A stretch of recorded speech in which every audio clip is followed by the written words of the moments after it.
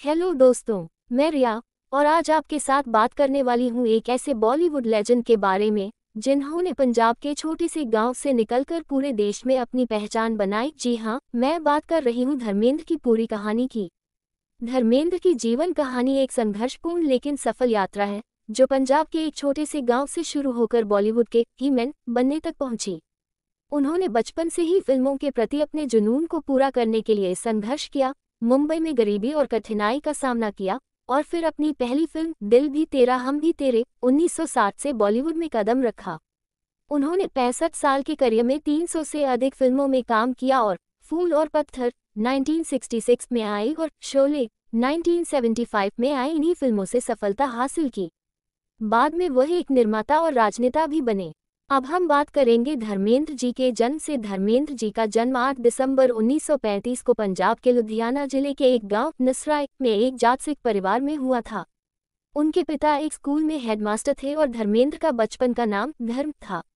बचपन में ही उन्हें फिल्मों का शौक हो गया था और उन्होंने सुरैया की फिल्म दिलगी को देखने के लिए मीलों पैदल चला करते थे। पढ़ाई के बाद उन्होंने रेलवे में क्लर्क की नौकरी की, लेकिन उनका मन इसमें नहीं लगा और उन्होंने नौकरी छोड़ दी। अभिनय के सपने को पूरा करने के लिए उन्होंने रेलवे में नौकरी करते हुए फिल्मफेयर टैलेंट हंट प्रतियोगिता जीती और मुंबई आ गए। जिस टाइम धर्मेंद्र जी मुंबई आए उनकी मैरिज हो चुकी थी। धर्मेंद्र की पहली शादी प्रकाश कौर से हुई थी। शादी का समय 1954-1955 के आसपास, जब धर्मेंद्र बहुत ही युवा थे, लगभग 19-20 साल। इस शादी से धर्मेंद्र के दो बेटे हुए। एक सनी डियोल जन्म 19 अक्टूबर 1956, 2 बॉबी डियोल जन्म 27 जनवरी 1969। धर्मेंद्र और प्रकाश कौर की शादी का प्रारंभिक समय बहुत सामान्य और पारिवारिक था। इस शादी के दौरान धर्मेंद्र बॉलीवुड में नए थे और करियर बनाने की कोशिश कर रहे थे। शुरुआती समय में धर्मेंद्र की फिल्मों में ज्यादा सफलता नहीं थी, इसलिए आर्थिक और सामाजिक दबाव भी परिवार पर था। समय के साथ धर्मेंद्र और प्रकाश कौर के बीच रिश्तों में दरार पड़ने लगी। फिल्म इंडस्ट्री में धर्मेंद्र की बढ़ती फेम, लंबे समय तक अलग अलग शहरों में काम करना और पर्सनल लाइफ की अलग जरूरतों ने दोनों के रिश्ते पर असर डाला। तलाक की ऑफिशियल डेट पब्लिक रूप से 1979-1980 के आसपास मानी जाती है। तलाक के बाद धर्मेंद्र ने अपने दोनों बेटों की कस्टडी ली और वे दोनों अपने पिता के साथ बड़े हुए। धर्मेंद्र ने अपने करियर में राइज करते समय पर्सनल स्ट्रगल्स भी झेले।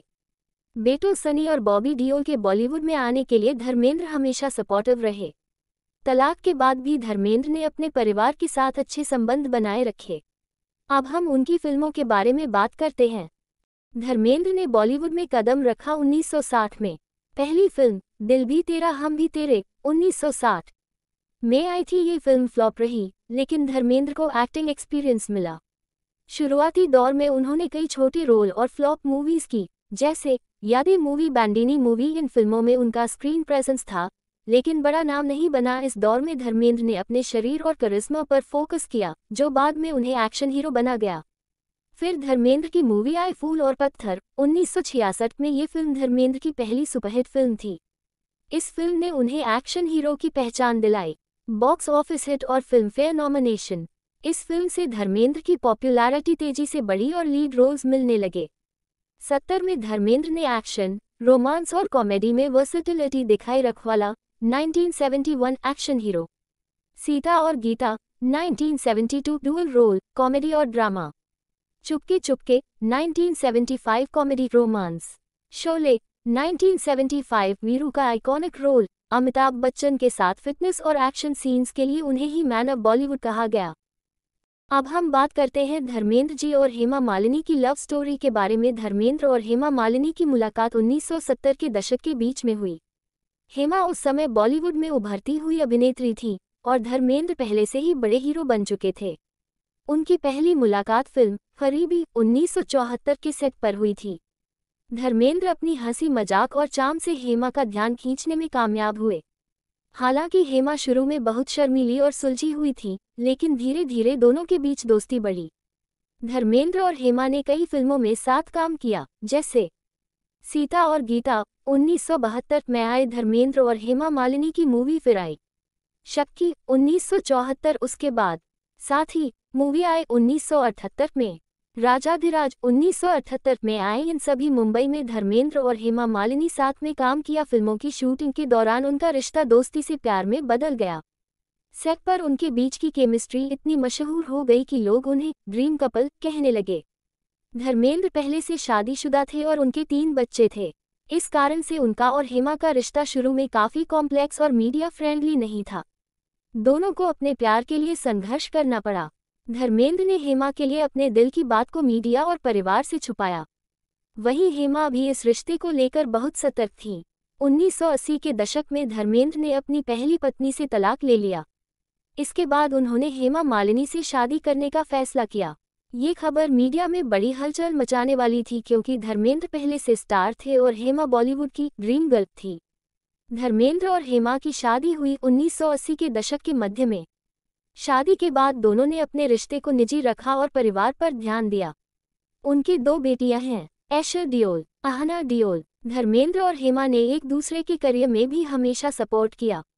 धर्मेंद्र ने हेमा को उनकी फिल्मों में काम करने का पूरा समर्थन दिया और हेमा ने धर्मेंद्र के लिए हमेशा घर और परिवार का संतुलन बनाए रखा। धर्मेंद्र और हेमा का रिश्ता बॉलीवुड का सबसे रोमांटिक और सफल रिलेशनशिप माना जाता है। दोनों ने साथ में कई इंटरव्यू दिए और अपनी केमिस्ट्री को हमेशा पब्लिक के सामने जिंदा रखा। अब हम धर्मेंद्र और राजनीति की बात करते हैं। धर्मेंद्र ने बॉलीवुड में लंबे समय तक काम करने के बाद अपने करियर के एक नए मोड़ के रूप में राजनीति की ओर रुख किया। वे हमेशा सामाजिक मुद्दों और जनता की भलाई में रुचि रखते थे। धर्मेंद्र ने 2004 में बीजेपी भारतीय जनता पार्टी से पंजाब के फरीदकोट सीट से चुनाव लड़ा। उनका चेहरा और स्टार पावर उन्हें तुरंत लोकप्रियता दिला गई। धर्मेंद्र ने अपने चुनाव अभियान में जनता के बीच जाकर सीधे संवाद किया और अपने अनुभवों को साझा किया। उन्होंने फरीदकोट से जीत हासिल की और लोकसभा के सदस्य बने। वे बॉलीवुड के स्टार होने के बावजूद राजनीति में साधारण और ईमानदार नेता की छवि बनाए रखने में सफल रहे। उनका नाम कभी कभी राजनीति के इर्द गिर्द भी सुना जाता था, लेकिन वे इसे गंभीरता से 2004 में सक्रिय राजनीति में आए। अब हम बात करेंगे उनके लास्ट समय की, उन्हें क्या तकलीफ हुई थी। 2025 के अंतिम महीनों में धर्मेंद्र को सांस लेने में दिक्कत, ब्रेथलेसनेस, रेस्पिरेटरी इश्यूज होने लगी थी। 31 अक्टूबर 2025 को उन्हें मुंबई के ब्रीच कैंडी हॉस्पिटल में भर्ती कराया गया। शुरुआत में डॉक्टर्स ने उन्हें आईसीयू में रखा। उनकी सांस की समस्या को मीडिया रिपोर्ट्स में डिस्पनिया यानी सांस फूलने, सांस लेने में तकलीफ बताया गया। इसके अलावा कुछ रिपोर्ट्स में बताया गया कि उन्होंने इसके पहले आंख की कॉर्निया ट्रांसप्लांट भी कराया था, क्योंकि उनकी बाईं आंख की कॉर्निया खराब हो चुकी थी। उनके साथ उम्र संबंधित अन्य समस्याएं भी थीं, जैसे कि महीने पहले वे अस्पताल गए थे और उनकी सेहत लगातार गिर रही थी। धर्मेंद्र का निधन 24 नवंबर 2025 को हुआ। वे उस समय 89 साल के थे। मौत के पहले वे अस्पताल से डिस्चार्ज होकर घर लौटे थे। उनकी हालत थोड़ी स्थिर बताई गई थी, लेकिन बाद में उनकी सेहत फिर बिगड़ी। मीडिया और परिवार के विवरणों के अनुसार उनका निधन सांस लेने की समस्याओं, रेस्पिरेटरी इश्यूज और उम्र संबंधित जटिलताओं के कारण हुआ। हालांकि कोई भी आधिकारिक मेडिकल रिपोर्ट जारी नहीं हुई है जिसमें सिर्फ एक बीमारी को मौत का कारण बताया गया हो, यानी धड़कन, फेफड़े, दिल या अन्य कारण। किसने प्रबलता ली, स्पष्ट रूप से नहीं कहा गया। रिपोर्ट्स कहती हैं कि मृत्यु के समय धर्मेंद्र घर में ही थे, यानी किसी अस्पताल न होकर अपने निवास पर निधन हुआ। जब धर्मेंद्र अस्पताल में भर्ती थे, उनकी पत्नी हेमा मालिनी और परिवार के अन्य सदस्य, बच्चे बिल्कुल उनके साथ थे। अंतिम संस्कार के समय परिवार के करीबी सदस्य, बॉलीवुड के अन्य कलाकार और कई लोग मौजूद थे। हालांकि कोई विस्तृत सार्वजनिक रिपोर्ट नहीं है जिसमें ये लिखा हो कि मौत के समय कम से कम ये लोग कमरे में थे। 2025 के शुरुआत में धर्मेंद्र की सेहत खराब हुई और अस्पताल में भर्ती होने, वेंटिलेटर सपोर्ट और डिस्चार्ज जैसी बातें मीडिया में आई थीं। उस दौरान उनका परिवार, पत्नी और बच्चे उनके साथ थे। लेकिन मृत्यु के अंतिम क्षणों के समय कौन था, इस बात की पुख्ता सार्वजनिक पुष्टि नहीं मिली है। आज धर्मेंद्र हमारे बीच नहीं हैं, लेकिन उनकी फिल्मों, उनके अंदाज और उनके योगदान की यादें हमेशा हमारे साथ रहेंगी। धर्मेंद्र की ये जिंदगी की कहानी आपको कैसी लगी, कमेंट में बताएं और वीडियो को लाइक शेयर करना न भूलें। ऐसे ही और कहानियों के लिए सब्सक्राइब जरूर करें।